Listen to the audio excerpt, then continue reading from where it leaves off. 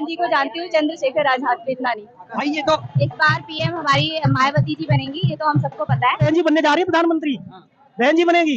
इस देश की मजबूरी है, बहन जी जरूरी है। हर बीमारी का कोई ना कोई डॉक्टर होता है ना, ऐसी जातिवाद तो डॉक्टर सिर्फ बहन जी है। सरकार बहन जी सरकार में ऐसी सरकार आज तक पूरे भारत में नहीं बनी। चाहते हैं मुसलमानों को मोदी गले लगा लें?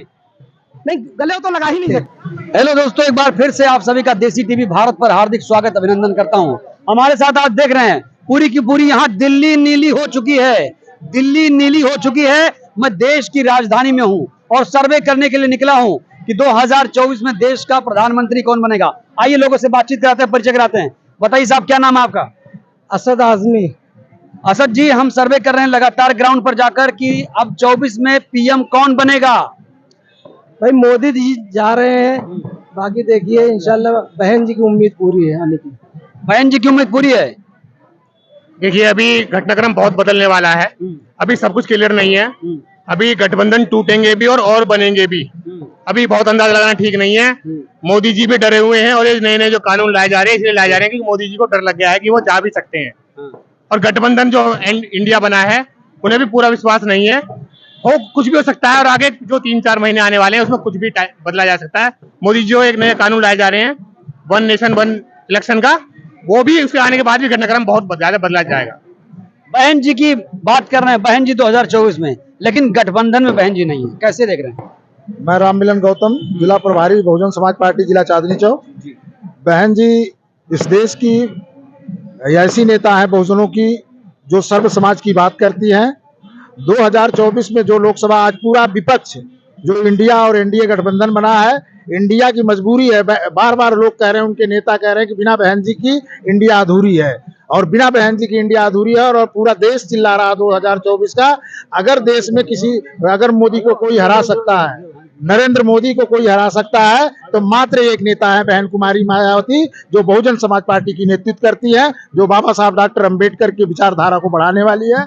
बहन कुमारी मायावती के अलावा इस देश में बहुजन समाज पार्टी का कोई भला भी नहीं हो सकता और इंडिया की मजबूरी होगी जिस समय जो है ये यहाँ पे आचार संहिता लगेगी इस भारत में और बहन जी को इंडिया के लोग मिलाएंगे। और बहन जी की आज भी हमारे 10 सांसद हैं उत्तर प्रदेश में और जो है कि एक राज्यसभा सांसद है। यही बड़ा सवाल है। देश की सबसे बड़ी तीसरी राष्ट्रीय पार्टी, उसके बावजूद इंडिया गठबंधन ने नजरअंदाज किया। इंडिया गठबंधन ने नजरअंदाज नहीं किया। इंडिया गठबंधन के तो हर लोग कह रहे हैं कि बहन जी की जरूरी है। आप देख लें, तमाम पार्टी के लोग कह रहे हैं नहीं बहन जी। राहुल ने खुद कहा कि नहीं, बिना बहन जी के टीम के जो है कि इंडिया अधूरी है। और आपको बता रहा हूं, और बहन लोकसभा में बहन जी ने उत्तर प्रदेश में 19.5% वोट लाया, सबसे दूसरे नंबर पे बहन जी रही हैं। और आने वाले 2024 में जो लोकसभा का चुनाव होगा उसमें देश की प्रधानमंत्री बहन जी बनेगी। अगर बहन जी नहीं बनेगी तो हमारी सरकार किसी को बनने भी नहीं देगी। मजबूरी है लोगों की। दलित इतना एकजुट हो चुका है अब। दलित मुसलमान, माफ करिएगा, दलित मुसलमान पूरे भारत में दलित मुसलमान एक हो चुका है। आपको पता भी है कि ओवैसी साहब भी कह रहे हैं कि नहीं बहन जी को देश का प्रधानमंत्री। और एक ओम प्रकाश जो धोखेबाज आदमी था जो बीजेपी की गोद में जाके बैठा, उसने तो बार बार मीडिया के सामने ये कहा कि बहन जी को देश का प्रधानमंत्री बनाया जाए। राम तो पलटू राम हो गया, अब नाम पलटू राम हो गया, वो तो आप देख रहे हैं। और घोषित उपचुनाव भी हो रहा है। आपको उत्तर प्रदेश में अभी रिजल्ट आ जाएगा, 8 तारीख को पता लग जाएगा। और बहुजन समाज के लोगों ने इस बार मन बना लिया है, दलित मुसलमान करो विचार, कब तक सहोगे अत्याचार। और बाबा साहब के सपने को भारत अगर बनाना है तो बहन जी को एक बार सत्ता। ये बहन हमारी डॉक्टर रितु जो प्रोफेसर हैं, आज ये बैठी हैं अपने अधिकार को मांगने के लिए। इनके लिए ही अधिकार के जरूरी नहीं है, ये भी कहीं कमा सकती हैं, लेकिन ये आने वाले भविष्य में जो हमारी और बहन बेटी हैं उनके साथ ऐसे लोग व्यवहार ना करें। जो यहाँ का चांसलर है, जो उसकी जो प्रिंसिपल है, उसका सम्मान कर रहे हैं आरएसएस के लोग। ये देश के संविधान के साथ कितना बड़ा खिलवाड़ कर रहे हैं। देश की बहन बेटियों को जा रहा है कि संविधान बदल दिया जाएगा 24 के बाद। इनके किसी के दम नहीं है कि ये भारत का संविधान बना दें। देश का बहुजन समाज आपने 2 अप्रैल को देखा था। 2 अप्रैल को जब पूरा भारत बंद हुआ, अभी इनका एक देश के प्रधानमंत्री नरेंद्र मोदी का जो एक कोई दलाल बोला कि संविधान बदल दिया जाएगा, जब बहुजन समाज से तमाम बातें आने लगी तो आप कह रहे हैं नहीं ऐसी बात नहीं है। तो मैं आप लोग के चैनल के माध्यम से बताना चाहता हूं कि जिस दिन इन्होंने संविधान के किसी भी साथ में खिलवाड़ करने का काम किया, पूरा बहुजन समाज ये पूरे सड़कों पे होगा। हम लोग अपनी कुर्बानी देंगे। संविधान के बाबा साहब ने जो पवित्र संविधान बनाया है, बहुजन समाज के लोग अपनी कुर्बानी देंगे, संविधान को बदलने नहीं दिया जाएगा। एक रिएक्शन मुस्लिम समाज से बहुत सारे लोग आए हैं। मुस्लिम समाज कितना साथ है बहन जी के? मुस्लिम समाज क्या चाहता है इस बार? बहन जी की सरकार यूपी में रही है 2007 से 2012 तक। आप ये समझ लो कि कोई भी थाना या कोई पुलिस वाला 1% कोई अत्याचार नहीं था। हर कोई अपना झोला लेके तैयार रहता था कि कब कहाँ ट्रांसफर हो जाए। लेकिन बीजेपी की सरकार जब से आई हुई है, मुस्लिम और दलित ये दो ऐसे चीज हैं जिनको सबसे ज्यादा अत्याचार अगर किसी पे हुआ है, दलित या मुस्लिम पे हुआ है। तो ये दलित और मुसलमानों को ये सोचना होगा, विचार करना होगा।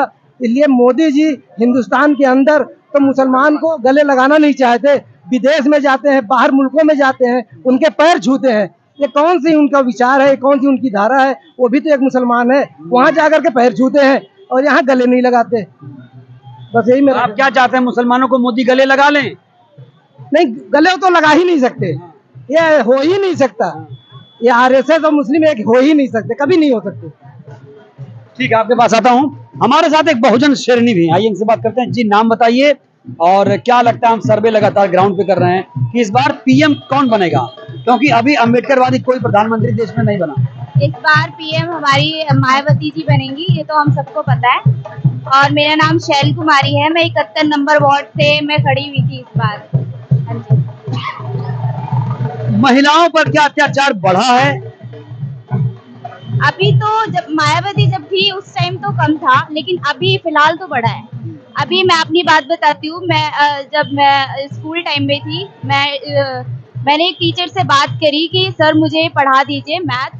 तो हाँ, तो सर ने मतलब पढ़ाने के लिए तो एग्री हो गए। जब उनको पता चला मैं एससी कास्ट से हूँ, तो उस वक्त सर ने मुझे ब्लॉक मार दिया, क्योंकि मैं एससी से थी और उन्होंने मतलब पढ़ाने के लिए मुझे मना कर दिया था। तो मैं चाहती हूँ कि जैसा कि आप अब हो रहा है एससी जाति पे अत्याचार, आगे चल के ऐसा ना हो। ठीक है, आपका क्या नाम है, कहाँ से आए हैं? मेरा एसपी गौतम, आरपीएफ लाइन। क्या चाहते हैं 24 में? 24 में बहन जी की सरकार चाहते हैं। बहन जी की सरकार क्यों चाहते हैं? सरकार, बहन जी की सरकार में ऐसी सरकार आज तक पूरे भारत में नहीं बनी, पूरे देश में कहीं बनी है ना। गुंडागर्दी खत्म, गुंडों का खात्मा हो चुका था। आज तो बीजेपी की सरकार में केवल मुसलमान गुंडे मारे जा रहे हैं। योगी कह रहे हैं एक भी दंगा नहीं हुआ।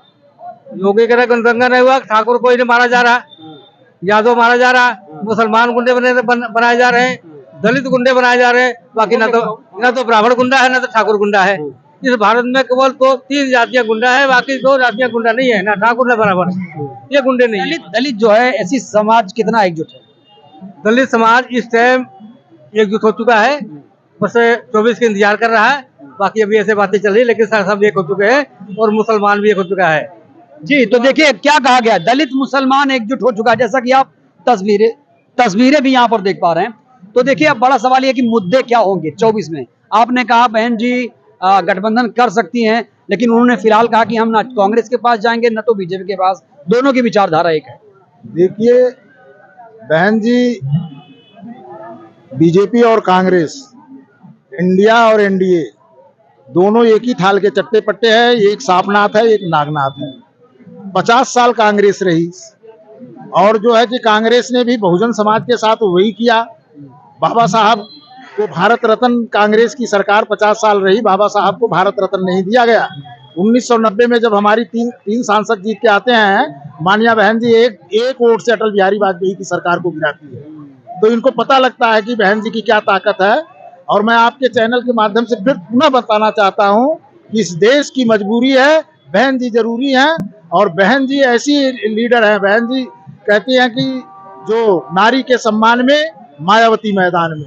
बहन जी नहीं चाहती बहन जी के शासनकाल को पूरा। मायावती जी तो मैदान में है, कुछ और खिलाड़ी बीच में कूद पड़े हैं। कुछ और खिलाड़ी कोई भी आएगा, देखिए ये लोकतंत्र है, तमाम लोग आते रहेंगे। लेकिन बहन जी ने अपने जीवन में जो कुर्बानी दिया है बहुजन समाज के लिए, जिस समय बहन बेटियों का निकलना 1978 और 76 में बहन लोग घर से निकलना बेटियों को पसंद नहीं करते थे, उस समय बहन जी ने रोड पे चलकर पैदल संघर्ष करने का काम किया है। और बहन जी एक ऐसी बहुजन समाज पार्टी की लीडर हैं कि उनके सामने कोई भी आ जाए, बहन जी डरने वाली ने। मैं कहता हूँ दिल्ली प्रदेश के लोगों से एक बार बहुजन समाज पार्टी की सरकार बना दे और एक बार लोग मन बना ले। विरोधी तो कहते हैं बहन जी ईडी सीबीआई डर रही हैं। बहन जी कोई ईडी सीबीआई से नहीं डर रही हैं।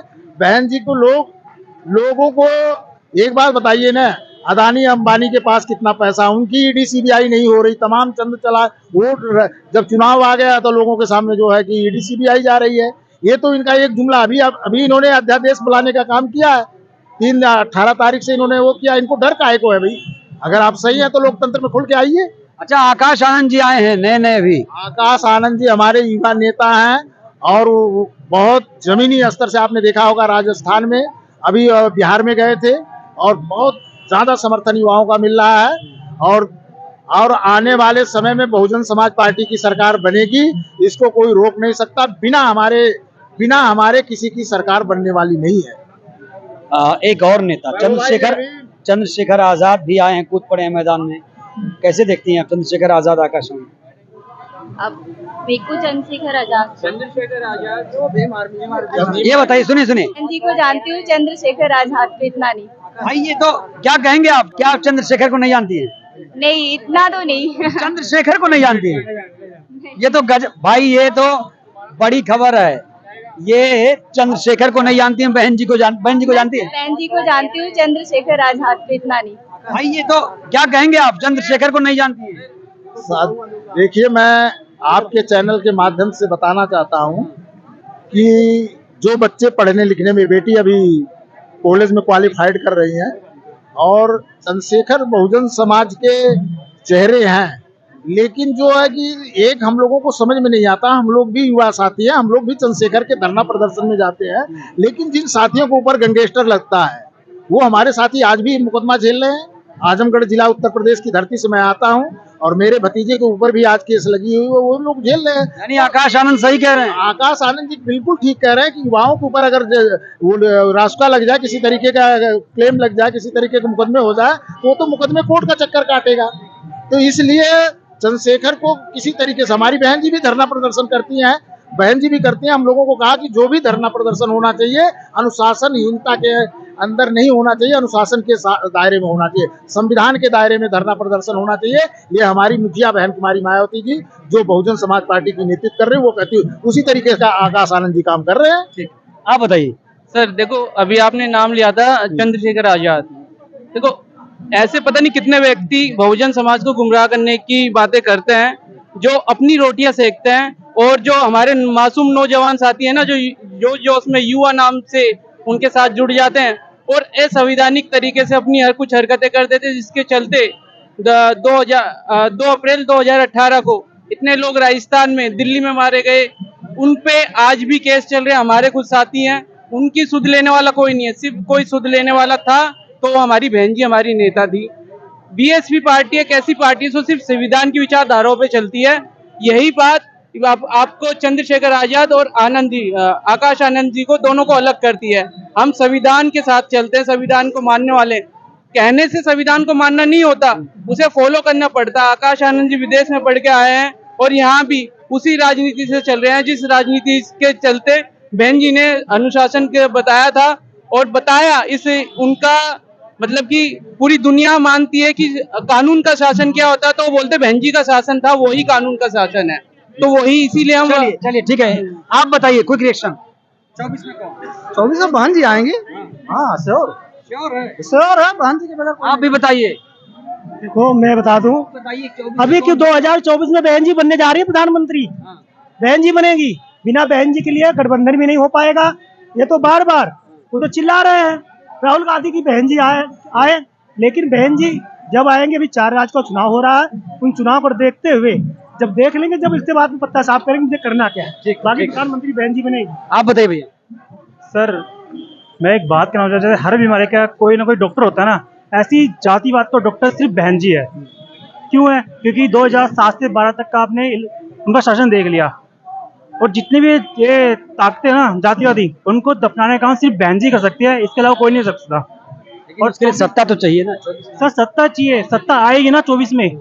सर देखो, कहने की बात है 24 में आएगी, पर आएगी कैसे ये बता देता हूँ। 24 में आकाश आनंद जी निकल चुके हैं अब, ठीक है, बिहार जा रहे हैं, राजस्थान जा रहे हैं, मध्य प्रदेश जा रहे हैं, एकजुट कर रहे हैं हमारे समाज को, और वो एकजुट होएगा, और 24 में आपको इसका परिणाम दिखेगा आपको। चलिए, बहुत बहुत धन्यवाद। तो देखा आपने, यहाँ पर बहुजन समाज पार्टी एकजुट हो चुकी है और एक ही नारा है कि 24 में बहन जी को लाना है। कहीं ना कहीं ऐसा लग रहा है कि जो मुस्लिम दलित समाज है, खास तौर से ये जो समाज है खास तौर से, वो एकजुट हो चुका है और इसने ठान लिया है। देखते हैं कितना संगठित हो पाता है 2024 में। फिलहाल इस वीडियो में इतना ही। वीडियो को लाइक करिए, चैनल को सब्सक्राइब करिए, वीडियो को जन जन तक पहुंचाइए जिससे बहुजन समाज जागरूक हो। जय भीम, जय भारत, जय संविधान।